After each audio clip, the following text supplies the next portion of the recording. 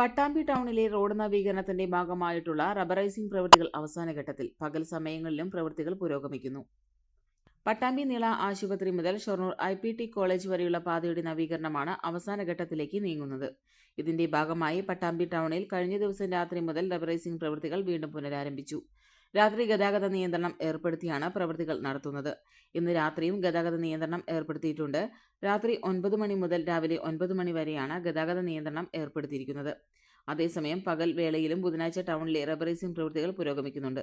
Bus stand പരിസരത്താണ് രാവിലെ മുതലുള്ള പ്രവൃത്തികൾ നടക്കുന്നത്. മേലെ പട്ടാമ്പി SBI മുതൽ 100 മീറ്ററോളം ഭാഗത്തെ റബ്ബറൈസിംഗും നടത്താനുണ്ട്.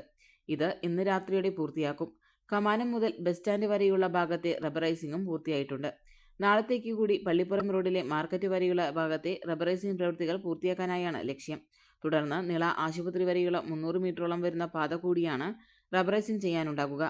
ഈ മാസത്തോടെ തന്നെ പാതയുടെ റബ്ബറൈസിംഗ് പ്രവൃത്തികൾ പൂർത്തിയാക്കാനായാണ് അധികൃതർ ലക്ഷ്യമിടുന്നത്. ഏറെക്കാലമായി ആരംഭിച്ച റോഡിന്റെ നവീകരണ പ്രവൃത്തികൾ അവസാന ഘട്ടത്തിലേക്ക് നീങ്ങുകയാണ്. റബ്ബറൈസിംഗ് പ്രവൃത്തികൾ പൂർത്തിയായെങ്കിലും ടൗണിൽ ഉൾപ്പെടെ അഴുക്കുചാലിന്റെ പ്രവൃത്തികൾ കൂടി പൂർത്തിയാക്കാനുണ്ട്. ഇതുകൂടി വേഗത്തിലാക്കാനാവശ്യമായ നടപടികൾ വേണമെന്നാണ് പട്ടാമ്പിയിലെ വ്യാപാരികൾ ഉൾപ്പെടെയുള്ളവരുടെ ആവശ്യം.